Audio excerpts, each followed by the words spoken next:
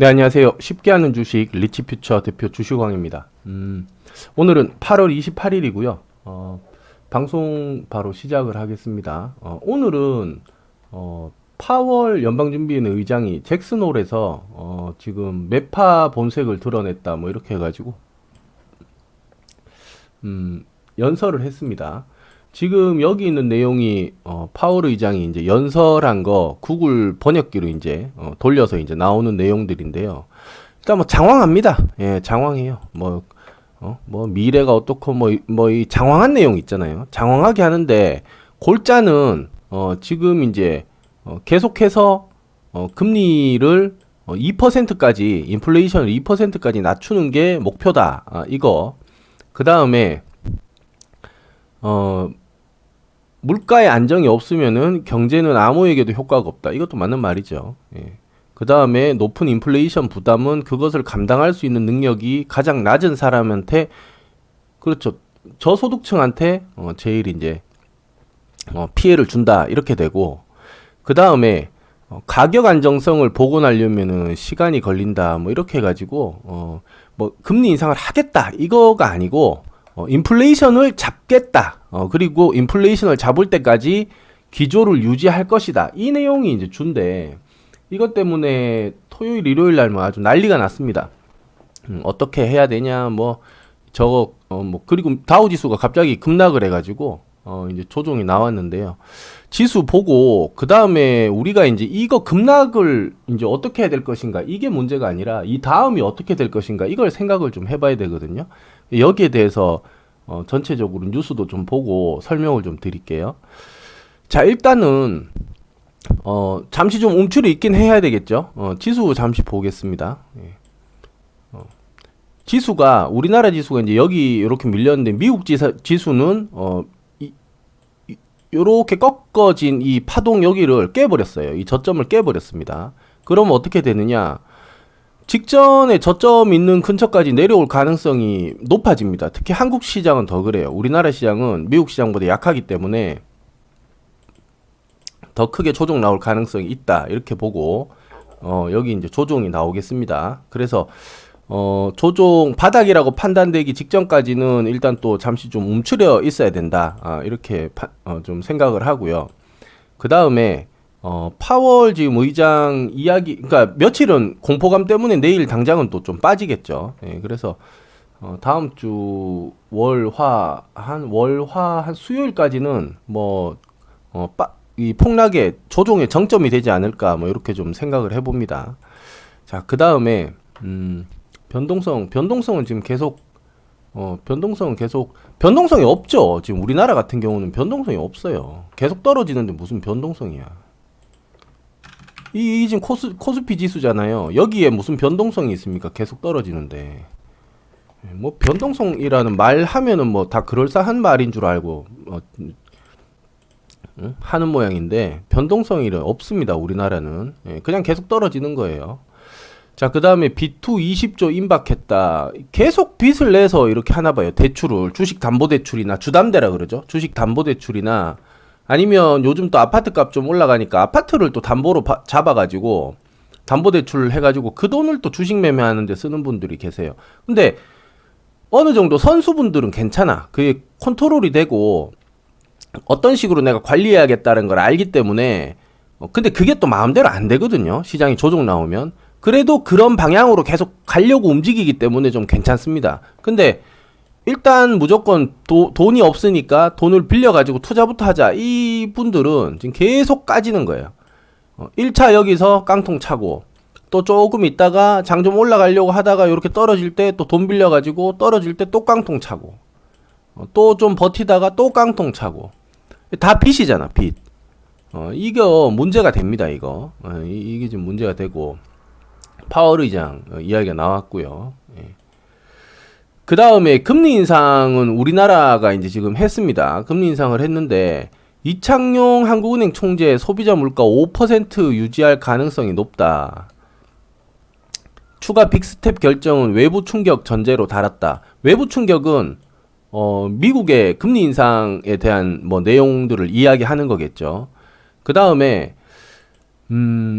이창용 지금 한국은행 총재는 그 이야기를 합니다. 우리나라 외화 보유고가 지금 1,300원대라도 괜찮다라고 이야기를 해요. 예, 그런데 이 1,300원대는 예전 그 리먼 사태 때 이때 1,300원에서 1,450원, 1,500까지 이렇게 올라가는 과정의 자리거든요. 그래서 이거가 절대 괜찮을 수가 없습니다. 예, 절대 괜찮을 수가 없다. 그리고 지금 강달러라는 거, 자, 이제 이걸 좀 설명을 좀 드릴게요. 며칠 이제 움찔거리는 거는, 기정사실이야. 며칠 분명히 움찔거리는 게 기정사실이에요. 그럼 우리가 이거 한번 생각해 볼 필요가 있습니다. 강달러는 과연 누구한테 좋을 것인가? 예. 자, 이거는 뭐 굉장히 복잡하잖아요. 복잡한 지금 내용이 많은데, 첫째는 기축 통화의 지위를 유지하려는 미국. 그러니까 강달러가 유지되면, 자, 이걸 봐야 됩니다. 자, 먼저 인플레이션이 있잖아요. 인플레가 왔어요. 물가가 막 올라가고 경기가 이제 둔화되면서 이제 사람들이 죽으려고 그런단 말이에요. 인플레 때문에. 그럼 이걸 좋아해요, 싫어해요? 이거 싫어하잖아요. 그렇죠? 이걸 싫어하니까 어떻게 합니까? 이걸 잡겠다고 하는 게 금리 인상이에요. 예. 그렇죠? 자, 그러면 강달러는 좋아할까요? 싫어할까요? 여기에 대한 내용은 아무것도 없어요. 이 부분 이해되세요? 이거 인위적인 거야, 이게. 인위적인 거라고. 강달러라는 게 있으면은, 지금 다른 나라보다 달러 가치가 굉장히 높다는 거잖아요. 그럼 다른 나라들은 전부 이제,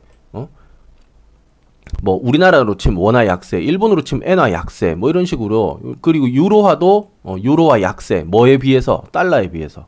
그러면, 인플레는 싫으니까 잡겠다 이러면서 금리를 인상하는데, 강달러는 싫다 좋다는 말이 없어요. 그럼 지금의 달러 강세는 누구한테 이익일까?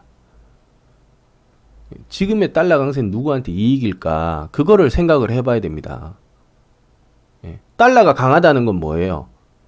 1달러 가지고도 상대방 국가의 물건을 굉장히 싸게 사올 수 있다.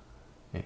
예를 들어 100만 원이다 이러면은 옛날에는 1,300달러를 줬어야 된다. 뭐 이렇게 가정을 한다면은 지금은 뭐 800달러 정도만 줘도 100만 원이 맞춰진다는 거죠. 그러니까 상대방 국가의 물건은 싸게 사올 수 있고 상대방 국가의 물건은 우리가 싸게 사올 수 있고 우리가 파는 물건들은 상대방 국가에 비싸게 팔 수가 있어요.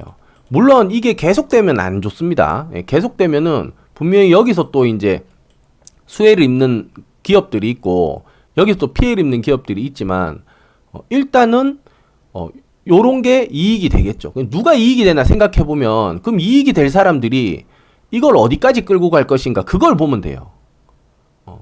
저 사람들은 세계 경제를 생각하자는 뭐 그런 게 아니에요. 미국 달러를 올렸다 내렸다 하는 거를 생각하는 거지. 아니, 세계은행이 아니잖아. 연방준비위원회는 그냥 미국 연방이잖아요. 저 사람들이 강달러를 원할까? 약달러를 원할까? 아니면 달러가 우리가 얼마 정도 있어야 된다는 기준이라는 게 있을 거 아니야. 제가 예전에도 말씀드렸잖아요. 부동산이 비싸다, 부동산이 싸다면 비싸다 싸다 기준을 도대체 그러면 중간값이라는 게 있어야 되잖아요. 아, 이 정도면 합리적이다 하는 가격 그걸 제시를 하라고. 3억이든 4억이든 5억이든 제시를 못하고 부동산이 폭등하고 비싸고 그럼 도대체 얼마가 싼데 그거를 맞든 틀리든 국가에서 제시를 해야 됩니다. 제시를. 이걸 제시는 안 하고 비싸니까 잡겠다. 그럼 얼마까지 잡겠다라는 말이 없어요. 그러니까 엉터리인 거야. 아니 지금 점수가 70점인데 90점까지 잡으려면은 올리려면 틀린 문제를 맞춰야 될 거 아니에요. 맞은 문제는 이제 뭐 맞출 필요가 없으니까. 그럼 틀린 거 30점 어치를 분석을 해야 될 거 아니에요. 뭐에 내가 문제를 못 맞추나. 그걸 보고 못 맞춘 문제를 풀어야 되는데. 그러니까 기준이라는 게 있잖아. 이것도 마찬가지야. 강달러라는 것도 도대체 얼마가 우리가 달러가 적정세라는 얘기냐. 그리고 이 달러가 유지되면 누가 좋아할 것이냐. 이거를 우리가 봐야 돼요.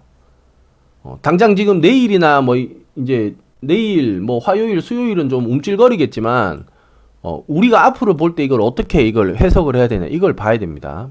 그 다음에 강달러 아무리 외쳐도 사람들이 외면하면 그만이에요. 그렇잖아. 응? 우리나라 돈 아무리 우리나라 한국은행에서 찍어내도 다른 나라에서 야 한국은 돈이 어디서 저렇게 저 한국 돈을 막 찍어내면 우리가 사주는 줄 아나 보지? 외면 사지마. 러시아 그렇잖아. 러시아 북한이 그렇잖아요. 지금 루브라 이거 하면은 제재 받는다 이러니까 뒤에서 몰래 하고 있고 외면하면 그만해. 외면하면은 북한도 마찬가지입니다. 예. 얘네는 결국 뭐예요? 기축 통화가 아니니까 사람들이 외면한다는 거야. 물론 러시아는 석유가 있기 때문에 루브라를 결제하라 그러니까 워낙 석유를 싼 값에 지금 요즘 공급을 하니까 그게 필요한 나라들이 루브라로 결제를 하는 곳들이 있습니다. 물론 이게 다 똑딱 이렇게 떨어지는 건 아니야. 이 뒤에 이 암묵적으로 이렇게 움직이는 것들이 있기 때문에. 자, 그러면 강달러가 지금 달러라는 돈의 가치라는 게 외면을 받나요? 아니죠. 외면 받지 못하잖아요. 이거 없어서 난리잖아. 없어서 난리니까 주가 막 올라가는 것처럼 달러 강세가 나오는 거예요. 즉 아직도 기축통화국의 위치는 달러가 유지하고 있다. 그러면 여지껏 달러를 괴롭혀 왔던 나라 그 돈 있죠. 지금까지 달러의 위치를 막 위협하려고 했던 나라의 돈 그게 어딘가요? 위안화잖아. 위안화. 위안화. 지금 전 세계가 지금 다 금리 인상 한 해 만에 하고 있는데 혼자 지금 나라가 휘청거려가지고 경기가 어려우니까 금리 인하하고 있는 중국. 중국 위안화가 1대1로 사업이네 이런 걸 해가지고 전 세계 위안화를 통용시키면서 그러니까 익숙하게 만드는 거예요. 익숙하게 중국 돈 받아줄게. 우리 중국 돈 쓸 줄 알아 받아줄게. 이건데 이게 결국은 이번에도 또 무너졌다. 기축 통화의 달러가 지금 인기가 어마어마하다. 그러니까 한번 보세요. 강달러라는 거가 있으면 누가 이익이 되나? 기축 통화국의 지위도 지키고 상대방 돈도 밟아서 누를 수 있고 물론 다른 곳들도 피해를 봅니다. 고래 싸움에 새우등이 터져요. 그런데 목적은 일단 이쪽을 한번 밟아야 된다. 이런 것도 있을 수 있죠. 그리고 아까 말했듯이 수출 수입하는 데에서도 어느 정도 선까지는 이게 일단은 좋아요. 그리고 여행 갈 때도 뭐 여행객들도 미국 사람들 관광 갈 때도 뭐 자기 나라 돈 이거 싸네 이렇게 해서 쓸 수 있겠지. 예, 요런 게 지금 누구한테 이익이냐. 자, 일단은 뭐 요런 식으로 볼 수 있고 그 다음에 요거 하나 또 중요합니다. 요거 저는 이 기사를 보고 무릎을 탁 쳤어요. 제가 한 3개월, 4개월 전에도 분명히 이렇게 될 것이다 라고 이야기를 했는데 결국 이렇게 돌아갔어. 뭐냐? 석유입니다. 석유. 예, 여기서 무슨 석유? 미국 석유. 이거는 뭐 셰일도 될 수 있고 서부 텍사스유도 될 수 있고 이렇잖아요. 여기에 대한 뉴스를 잠시 볼게요. 예. 자, 이게 밑에 이 전문은 읽어봐야 뭐 하겠어요. 뭐 장황한 이야기고 결론은 딱 그거예요. 딱 그 단 앞에 서가지고 9월은 금리 인상 동결할 예정인데 만약에 인플레이션 오면 계속 올릴 계획입니다. 끝 이래야 되는데 뭐 합리주의, 뭐가 부주의하고 뭐가 더 돈이 없는 사람들이 피해를 입고 뭐 장황하게 말을 했어요. 근데 이게 지금 역대 연설 중에 제일 짧은 거래. 네. 결론은 인플레이션이 계속되면은 우리는 금리 인상으로 잡는 방법밖에 없다 지금 이러고 있거든요. 자, 근데 뉴스가 이런 게 나왔습니다. 아주 재밌는 뉴스인데 제니퍼 그랜홈 여기 자막뉴스 유튜브 YTN 여기서 좀 캡처를 했습니다. 그 장관은 폭스뉴스에 출연해가지고 미국이 기록적인 원유 생산에 들어갈 것이라고 밝혔다. 사우디 중동 국가들이 말을 안 들어 먹으니까 그리고 말을 들어도 미국은 셰일 오일을 저는 풀 거라고 제가 말씀드렸죠. 저희 VIP 시황에서. 자 일단은 셰일 오일 푸는 이 내용을 한번 볼게요. 하루 1270만 배럴 생산 목표를 잡고 이거는 하루 1220만 배를 생산을 했던 2019년보다도 더 늘어났다. 그러니까 온실가스 뭐 기후 어쩌고 뭐 이러면서 바이든이 2021년에 오면서 이거를 다 지금 멈춰버렸잖아요. 거의 멈추다시피 했잖아요. 근데 트럼프 때에는 야, 미국이 있는 자원, 인적 자원, 물적 자원, 돈 되는 거 다 팔아. 팔아가지고 그레이터 아메리카 한번 만들자. 이러니까 그 거대한 나라가 연평균 3% 이상 성장을 했습니다. 그때 초석이 된 게 셰일오일이에요. 셰일오일. 그 당시 셰일오일을 워낙 많이 파니까 어떻게 됩니까? 중동 국가들이 야, 이거 갑자기 경쟁자가 하나 생겼네. 러시아도 짜증나는데 미국이 우리한테 잘해주다가 왜 저러냐. 이것 때문에 이제 기름값을 서로 막 다운시켜가지고 셰일오일 업자들이 셰일오일을 만들어내는 단가 있죠. 그거보다 더 낮게 만들어가지고 셰일오일 회사들을 죽이려는 시도도 했었어요. 그래서 유가가 떨어진 것도 있고. 대신에 주변국들은 이제 기름값 싸니까 좋았죠. 이때 시절이 좋았죠. 예. 자, 그러면 이 상황에서 미국이 셰일오일을 증산을 하면 어떻게 됩니까? 자, 제가 여기 적어놨는데 그 단순하게 생각하면 돼요. 누가 이익을 제일 많이 보냐? 어떤 방법으로 이익을 보냐? 근데 그 어떤 방법이 갑자기 야, 우리 내일부터 이거 할래. 무조건 이렇게 해. 너무 강짜잖아요. 요즘은 이렇게 하면 안 됩니다. 이렇게 하면 무슨 소리 들어요? 깡패란 소리 듣습니다. 자기들은 실컷 내정 간섭 없죠 이렇게 말해놓고 우리나라한테서는 야, 그거 우리 거에 따라하지 마. 그거 우리 옷이야. 그거 우리 음식이야. 이제 우리한테 좀 보고 배워. 뭐 이런 식으로 하면 뭐예요 그게? 내정 간섭이지. 예. 그러니까 셰일 오일을 하려면은 그냥 우리 이렇게 할래 이게 아니고 앞에 뭐가 있어야 됩니까? 명분이 있어야 돼요. 명분.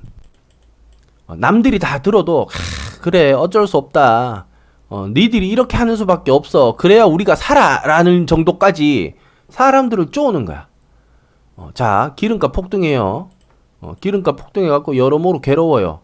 자동차, 그러니까 기름이라는 게 지금 우리가 뭐 이런 컴퓨터 모니터 이런 틀, 그 다음에 디스플레이 할 때 이런 디스플레이 막을 만드는 재료, 이런 게 전부 석유잖아. 석유로 만드는 거잖아요. 화합물들이. 이 전부 플라스틱들은 다 석유잖아요. 옷도 뭐 폴리머 들어가는 이런 것들의 제품들은 전부 석유 분자잖아요. 물질이. 그러면 어떻게 됩니까? 기름값이 올라가면 이 모든 게 다 올라가는 거야. 심지어 이런 물건을 옮길 때 자동차로 옮기잖아요. 배, 자동차, 비행기로. 비싼 기름값을 또 충당하려면 어떻게 돼요? 운송료도 또 올라가는 거야. 다 올라가면 다 올라가. 가정집에서 쓰는 자동차마저도 이 비싼 기름을 올리면 값이 다 올라가잖아요.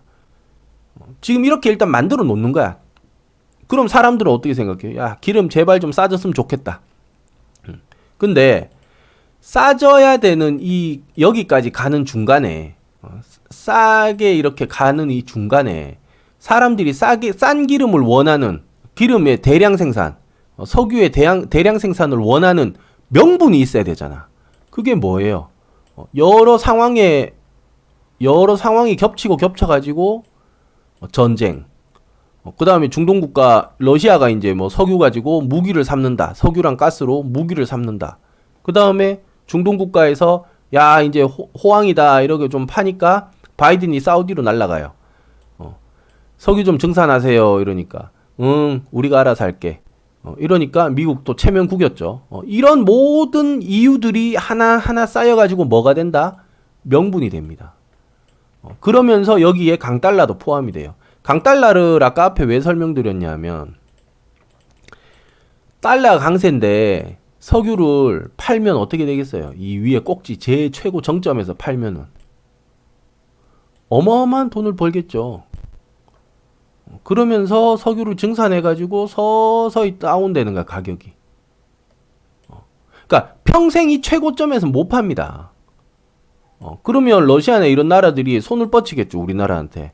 야, 미국 석유 너무 비싸지. 우리가 싸게 해줄게. 그것 때문에 우리가 중국 물건 쓰는 거 아니에요. 애국심 뭐 어쩌고 막 이래도 품질 차이가 너무 나면 어쩔 수 없어. 근데 가성비 괜찮거든. 애국심이고 뭐고 내 주머니 돈 아낄 수 있는데 이게 돼요? 쉽지 않다는 거야. 이게 싼 거에 이 덤핑 공세는 쉽지 않다는 거야. 그러니까 이런 걸 막으려면 어떻게 돼요? 서서히 가격 떨어뜨리는 거야. 분할 매도야. 분할 매도. 강달러 분할 매도라고 보시면 돼요. 강달러의 분할 매도. 이해되십니까? 예를 들어 한 1,400원 한다고 가정을 해요. 우리가 이거 뭐 1,100원 뭐 1,100원대에서 1,400원이면 거의 30% 오른 가격이야. 갑자기 미국이 야 1배럴당 뭐 100달러 내놔 이러다가 갑자기 아무 이유도 없이, 그러니까 명분이죠, 명분. 아무 명분도 없이 130달러 내놔 이러면 누가 이걸 사겠어요. 근데 2년 3년 동안 거대한 작업을 통해 가지고 이런 명분이 쌓였다. 이게 고이든 아니면 자연스럽게 이렇게 흘러가는 것이든 간에 이런 명분이 쌓였다. 그러니까 미국이 야 셰일오일 수출하지 마, 다른 나라에서 말을 하더라도 안 돼. 사우디에서도 말 안 듣지. 러시아 석유 이런 것 때문에 지금 전 세계가 고통받고 있는데 우리가 석유 많이 퍼서 니들 도와줄게. 이렇게 되는 거야. 이게 의도했던 안 했던 간에 달러가 강세면 누가 이익일까?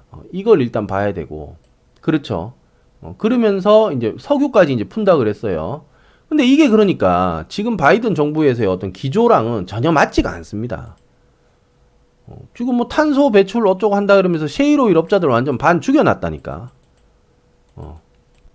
대출 같은 것도 잘 안 해주고. 그러니까 셰일오일 업자들은 요즘 또 석유 풀하니까 잘 안 퍼요. 현금만 잔뜩 보유해가지고 그냥 기다리고 있어. 그러니까 미국에서는 다반지를 다 줬어. 내년부터 기록적으로 석유 퍼내겠다는 거잖아. 퍼내면 어떻게 돼요? 남의 나라 팔겠지. 팔면 전부 달러로 사고 팔겠죠. 그때 어마어마하게 오른 달러를 분할 매도하는 거다. 서서히 분할 매도하는 거야. 1년, 2년. 그러면서 이제 1년, 2년 석유값이 떨어지겠죠. 석유값이 떨어지면 어떻게 돼요? 물가가 떨어지겠죠. 물가가. 당연히 기름값부터 일단 싸니까 조금 이익을 내가 좀 못 보더라도 세일을 해줄 수가 있잖아. 우리 운송 트럭, 우리 운수회사에 맡기시겠어요? 그러면 100kg에 8만 원 해드릴게. 8만 원. 딴 데는 9만 원인데 기름값이 좀 싸지니까 우리가 남기는 게 있다. 그걸 조금 덜 먹는다는 거 아니야. 아이스크림이 왜 싼지 아세요? 아이스크림이. 아이스크림 회사에서 이 중간에 파는 분한테 뭐 300박스 팔면은, 예를 들어 뭐 1000박스를 빨리 팔면은, 언제까지 1000박스 팔면은 200만 원 줄게. 성과급으로. 이러면은 200?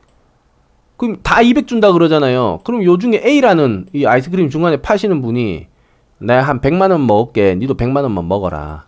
대신 100만 원 먹는 대신 이 사람이 이제 그게 생기는 거죠.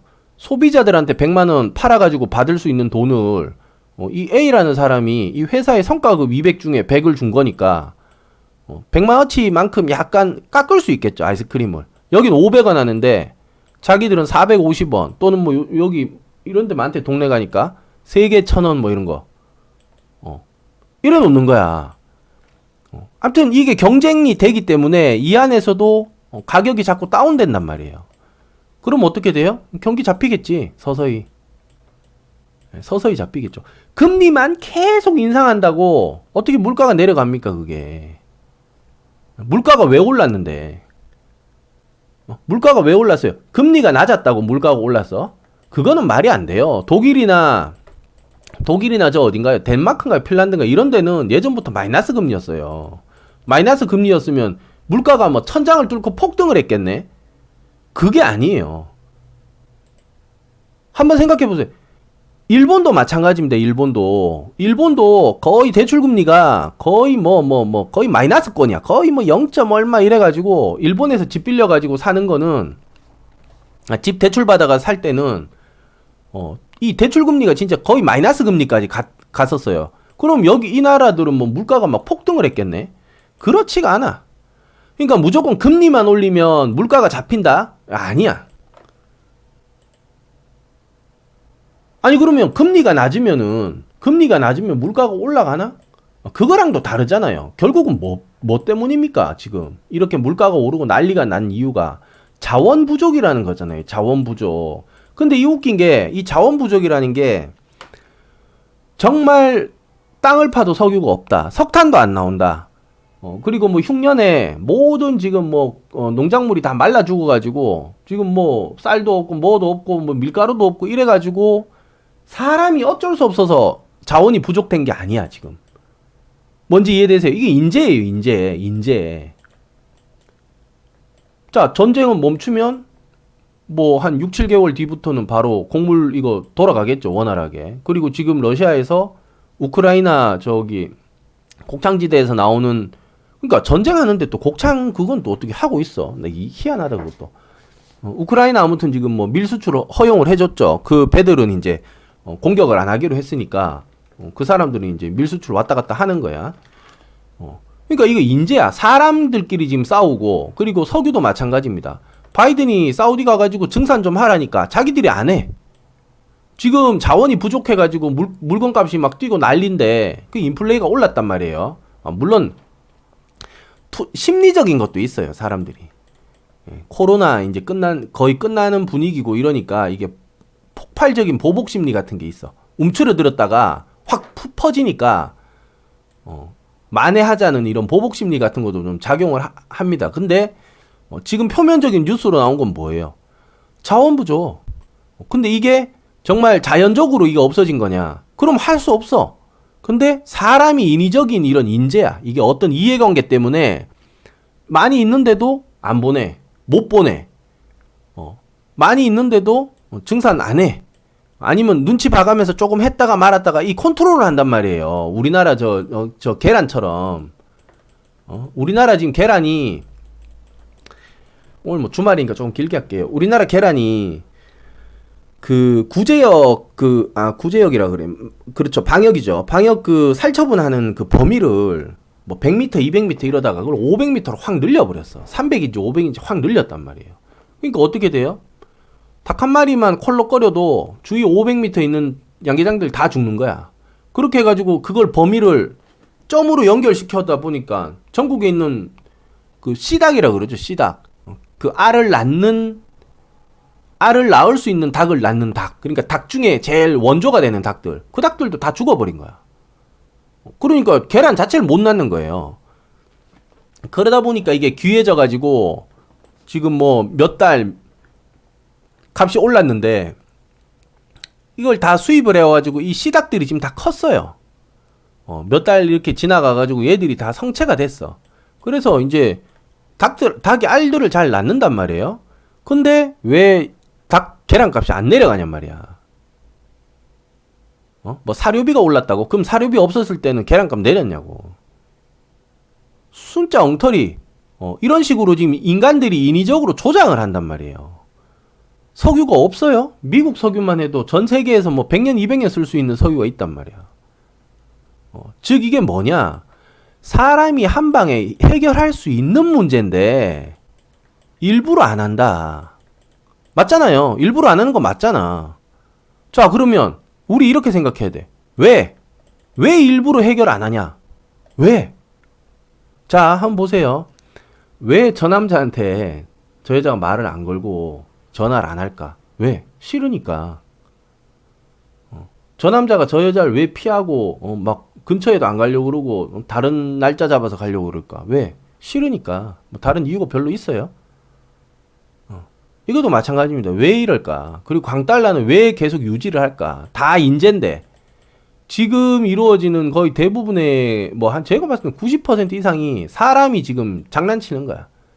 아니면 지가 이렇게 하고 싶었는데 조금 제대로 안 돼서 멈칫거리거나 이런 것들이야. 그걸 제일 지금 중심 키를 잡고 있는 나라가 어디다? 미국이에요. 미국. 미국이에요. 우크라이나 러시아 저것도 미국에서 한 방에 해결할 수 있어요. 나토 지금 다 집결시켜 가지고 대대적으로 하겠다 이러면 벌써 끝나는 거였어. 아니면 아예 그냥 러시아 니들이 먹고 앞으로 한 50년 이상까지는 절대 다른 나라 기웃거리지 마라 이런 식으로 하던지 뭔가 할 수 있었어요. 근데 지금 뭐 해요? 우크라이나에 지금 몇 조 원씩 계속 지금 무기 원조해 주잖아. 자기들도 아는 거야. 이 무기를 원조해주면은 쉽게 안 진다. 싸울 의지만 있으면 무기가 비슷하기 때문에 잘 안 진단 말이에요. 그럼 어떻게 돼? 소강 상태가 되고 시간이 길어지겠지. 그러면 우크라이나에서 잘 파는 거 아니면 우크라이나에 잘 수입하는 것들이 전부 정체되거나 늦어지겠죠.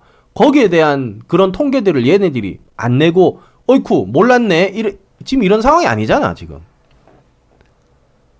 이거 이해되시죠? 그러니까 이 파월이 아저씨가 이 사람 원래부터 매파였어. 근데 트럼프 귀에 눌려가지고 2020년 거의 그때까지 계속 금리 인상을 제대로 못했어. 트럼프가 어떻게든 미국 경제 끌어올리려고 하니까 연방준비위원회랑은 접점이 없죠. 미국 행정부는. 근데 이제 사회생활이라는 게 그렇잖아. 트럼프한테 찍혀서 좋을 게 없다. 뭐 이렇게 봤는지 금리 인상할 때쯤 되면 트럼프가 뭐라 그래. 그러니까 이 금리 인상을 제대로 못한 거예요. 근데 지금 와서는 뭐 바이든도 뭐 조용하고 뭐 이러니까 완전히 뭐 대놓고 뭐 0.75 막 금리 인상이 미친 인간처럼 저러고 있어요. 지금 내가 보니까 그래. 예. 근데 제일 기존 이거겠죠. 국익에 이익이 되느냐. 어느 나라? 미국에. 미국이란 나라의 국익에 이익이 어떻게 될 것이냐. 장기적으로. 이 사람들이 그런 시나리오를 가지고 있겠죠. 지금이 강달러다. 그럼 어떻게 해야 되냐. 그리고 강달러가 몇 달 이상 이어지면, 이런 추세로 몇 달 이상 이어지면, 뭐 예를 들어 1300원대 위에서 몇 달 이상 이어지면 우리가 거둘 수 있는 이익은 얼마가 되냐. 이런 걸 이 사람들이 모르겠어요. 이런 거 다 계산한단 말이야, 이거. 계산 다 해놓고 움직이는 거야, 이게. 그러면 석유는 또 왜 푸냐. 적당히 빼먹어야죠, 적당히. 그거 아시죠? 고기 키워가지고, 가축을 키워가지고 죽이지는 않고, 도마뱀 꼬리가 이렇게 자라면 또 요만큼 톡 잘라서 먹고, 또 놔뒀다가 요만큼 자라면 톡 잘라서 먹고, 그러니까 미국 입장에서는 전 세계가 뭐랄까요? 황금알을 낳는 거위야, 거위. 저걸 한 방에 배를 싹 갈라버리면 돼요, 안 돼요? 안 되지. 그게 식민지였잖아요. 그게 식민지 세계관일 때 그냥 한 방에 다 쳐들어가가지고 다 내놓으라는 식으로 그냥 싹 가져가 버린 거야. 그러니까 그렇게 하니까 원산물은 그냥 가지고 올 수 있어요. 석유면 석유, 석탄이면 석탄 빼앗아 올 수는 있겠어. 사람도 노예로 끌고 와 쓸 수는 있어. 근데 이것보다는 문화를 좀 전파해주고 기술을 좀 알려주면서 우리 편이 되는 것처럼 만들어가지고 약간 이 경제를 뒤흔들면서 흔들어서 뭐랄까요, 며칠 이렇게 몇 년 흔들면 요렇게 황금거위가 생긴단 말이야. 황금알이 생긴단 말이야. 요걸 먹는 거야. 또 이렇게 좀 놔두면은 또 열심히 해서 우리 민족이 일어나야 됩니다. 이러면서 또 열심히 하잖아. 그래가지고 또 한 7, 8년 지나면 또 뭔가 또 황금알이 요렇게 생길 때가 되거든요. 그러면 또 흔들어. 그럼 알이 또르르 굴러 떨어져. 그것도 먹는 거야. 이거예요, 이거. 이렇게 봅니다. 그럼 어떻게 된다. 뭐 연방준비위원회 뭐 금리 인상 어쩌고 저쩌고 까불어도 에너지부 장관이 내년에 석유를 증산하면 어떻게 되겠어요? 그러면 내년일을 봐야 3개월밖에 안 남았어요. 지금 8월 28일이니까 9, 10, 11, 12, 4개월 남네. 4개월. 그럼 파월이 금리 인상을 할 수 있는 게 9월달, 그 다음 11월에서 12월 사이에 한 번 더, 그 다음 2월 달에 한 번 또 하거든요. 항상 그놈들이 연초에 2월 장이 그래서 항상 별로 안 좋아. 그래서 2월 달쯤에 한 번 하면은 적당하게 하면 3번, 진짜 정신 나간 것처럼 미친 척 하면서 하면 4번 정도예요. 4번 정도. 그럼 그 4번이 다 폭락하냐? 또 그렇지가 않아. 흔들흔들 하면서 이 주식도 떨어진단 말이에요. 그리고 4번이 다 떨어질지 안 떨어질지 몰라요. 한 2번 정도 해가지고 조동 나온 다음에 그다음부터는 이제 슬슬 이 금리 인상이라는 뭐랄까 뭐 말의 무게, 그 흔히 저기 약발이라 그러죠. 안 먹힐 수가 있어요. 이제 3번, 4번째에는 파월이 아무리 금리 인상해도 안 먹혀. 왜? 석유 곧 풀고 있다 이러니까. 아니면 중동 지역에서 아예 석유를 확 풀어버리는 수도 있어요. 미국이 석유를 예를 들어 뭐 3월 달부터 시작한다 이러면은 사우디에서 한 12월 달부터 석유를 막 풀어가지고 엄청 팔아먹는 거야. 어차피 경쟁 되기 직전까지 우리 돈이나 벌어보자. 뭐 이건 알 수가 없는 거야, 이거는. 근데 흘러가는 어떤 구도를 보면은 결국 세계 경기는 어떻게 된다? 다시 좋아질 수밖에 없다. 근데 이제 당장 지금 월요일, 화요일, 수요일부터 이제 갑자기 아침에 또 갭 하락 뭐 마이너스 2%, 3% 시작을 하면 좀 머리 아프겠죠. 요런 상황입니다. 그래서 뭐 금리 인플레이션 어쩌고 지금 그거 그러니까 요런 거야. 한 1, 2m 앞만 보고 가는 거야. 1, 2m 앞에. 저기 우리가 자동차 운전을 하면 조금 멀리 보면서 운전해야 되잖아요. 신호등도 보고 이렇게 좀 멀리 보면서 좀 앞도 보고 이렇게 해야 되잖아. 근데 한 5m 앞만 보고 운전한다 그래 보세요. 어떻게 되나? 당연히 사고 나지. 눈 크게 뜨고 자세히 본다고 이게 운전이 되는 게 아니잖아, 이게. 좀 길게 보고 가야 되잖아. 그래서 우리 지금 이 시청을 하시는 우리 시청자분들께서 너무 인플레이션이라는 거에 하기야 이게 쇠뇌야, 쇠뇌. 이놈들이 온 전 세계 매스컴이 다 근데 이렇게 저처럼 이렇게 말해버리면 안 되죠. 모든 매스컴에서 저처럼 이렇게 말해버리면 안 되지. 미국에서 이게 안 먹히네.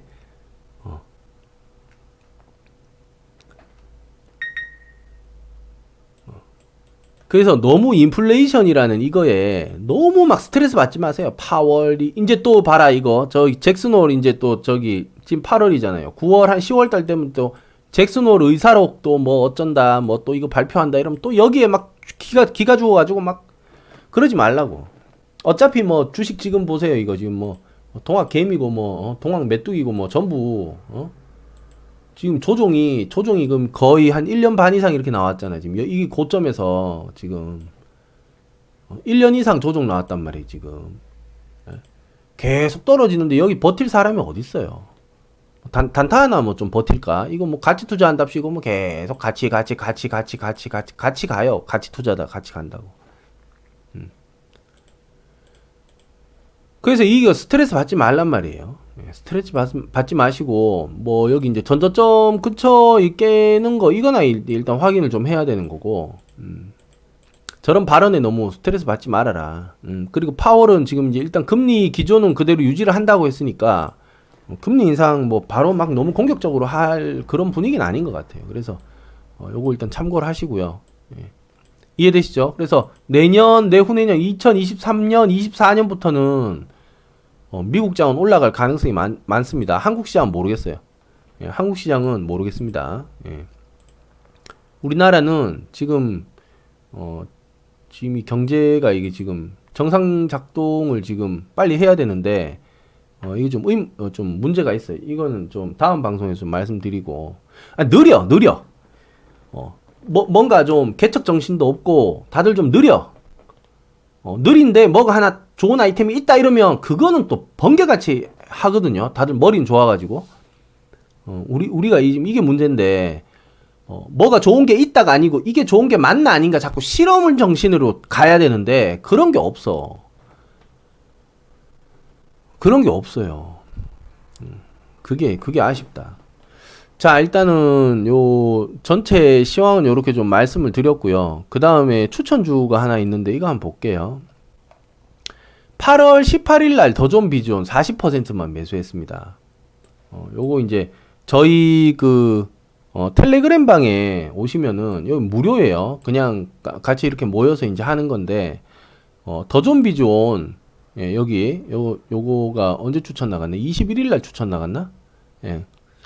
더존 비존 3차 중에 1차만 3차 중에 1차만 40% 샀습니다. 그러니까 100만원 있으면 40만원치만 사란 얘기예요. 40만원치만 35,200원에 매수했어요.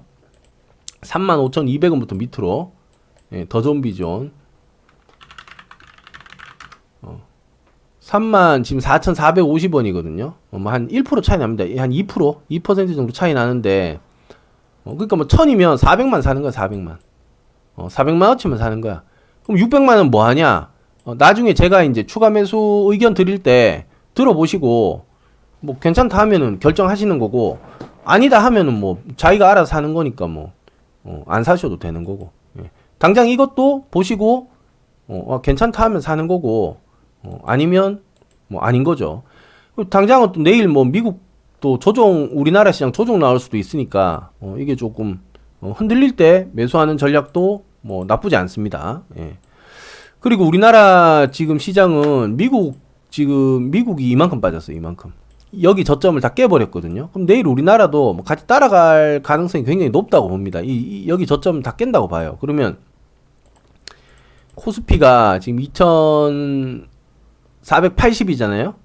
2480인데 2426이 저점이면 뭐 대략 뭉뚱그려 갖고 한 60포인트 이상 내일 떨어질 가능성이 높아진다. 이렇게 보고 계시면 될 것 같아요. 예. 자, 여기까지 하고 전부 마치겠습니다. 예. 저 유튜브랑 그 팟캐스트 그 밑에 댓글 다는 欄 쪽에 보시면 설명란 쪽에 보시면은 저 여기 여기 쉽게 하는 주식 여기 텔레그램 여기 리딩방 여기 주소를 제가 적어놨어요. 비밀번호 이런 거 없으니까 들어와서 그냥 편하게 사용하시면 됩니다. 예. 예, 편하게 사용하시면 돼요. 자, 여기까지 하고 전부 마치겠습니다. 네, 감사합니다.